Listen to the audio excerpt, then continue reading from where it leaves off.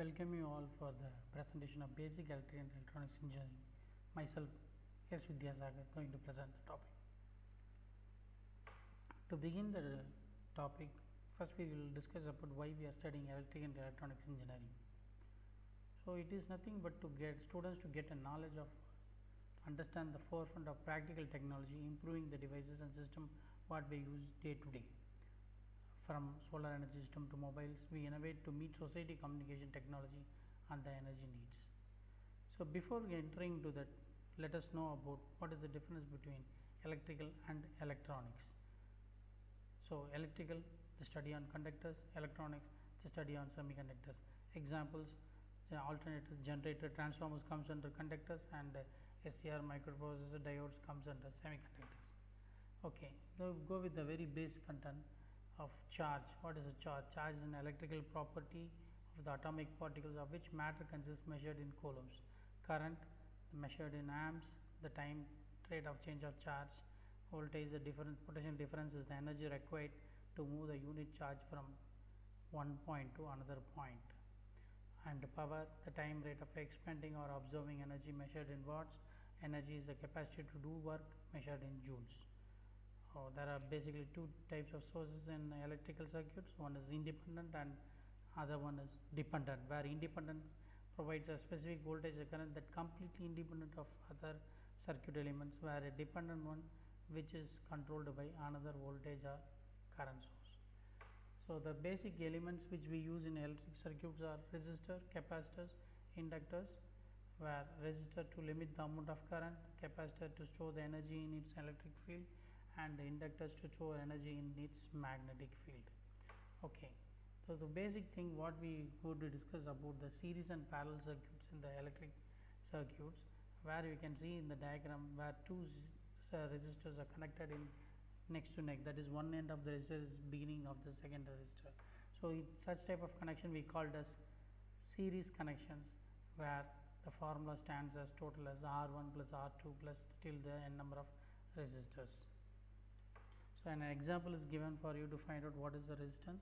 The answer goes to be 300 ohms, and there is a separate 100 ohms and 200 ohms are connected in series. Similarly, a parallel circuit in electric circuits is nothing but the resistors connected in parallel, where the formula goes as 1 by R1, 1 by R2 plus 1 by R to number of resistors connected. So a problem where we deal with parallel resistance connection with 100 and 200 ohms, the answer is going to be 66.67 based on the formula 1 by R1 plus 1 by R2.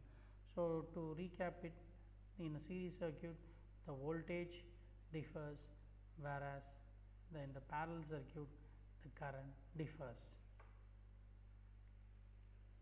So to go with the basic one, the Ohm's law, which is directly proportional, where voltage is directly proportional to the current, where the proportional equality R enters the formula and become as V equal to IR. So two main laws we are going to follow. One is Kirchhoff's voltage law and Kirchhoff's current law, where the sum of all voltages around a closed loop in any circuit is equal to 0 stands for voltage law, and current entering the junction or node is equal to leaving the node or junction comes under the current law. So the basic terminologies to find out with the help of Ohm's law, V equal to IR formula. A problem is given to find out the voltage, and that comes as 3.2 amps and 50 ohm resistor, the voltage will be 160 volt. Okay, now we will go with the applications of KCL and KVL, where KCL stands with the application of nodal voltage analysis and KVL with mesh current analysis. So before entering to the topic, let us go for an analogy. Okay, so from the picture which is given in figure 1 and figure 2, we can easily find out always an electric circuit refers to higher potential as positive and lower potential as negative. So from figure 1 we can see that ball is falling from higher potential to lower potential, which means a potential drop, and it can be denoted as negative. From the figure 2 we can see the ball from the lower potential goes to the higher potential, so it can be denoted as positive and also as a potential rise. So based on these things we will go for the notations given in the circuit problems.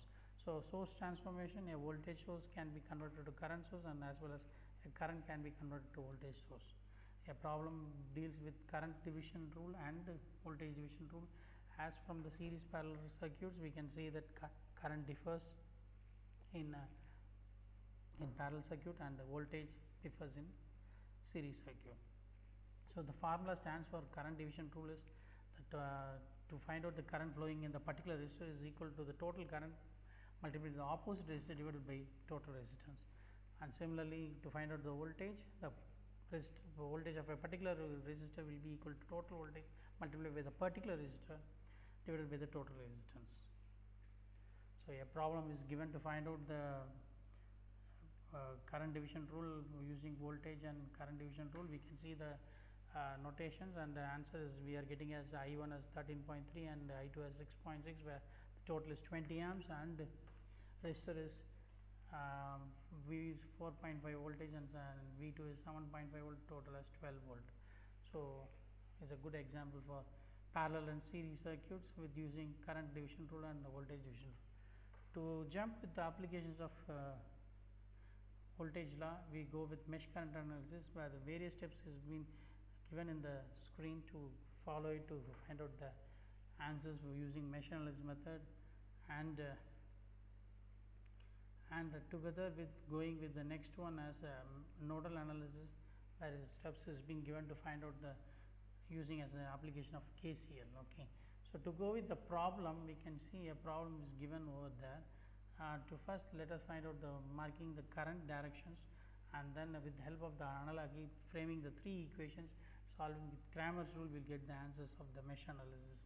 Similarly, when we go for examples of finding out the voltage drop, because each resistance can be used for mesh analysis, and with the help of nodal analysis, the same nodal equation has been written with based on the identifying the number of nodes initially and taking the one node as a reference node and proceeding with the remaining nodes. So the equation is written, and we can see in the picture. So it is being given and framed, and the equation is solved to get the answers for the given circuit, and the question was current through 20 ohm resistor. The answer leads as 2 amps. Okay, so here I stop with the basic terminologies of circuits, electric circuits. The next we will proceed with the theorems. Thank you all.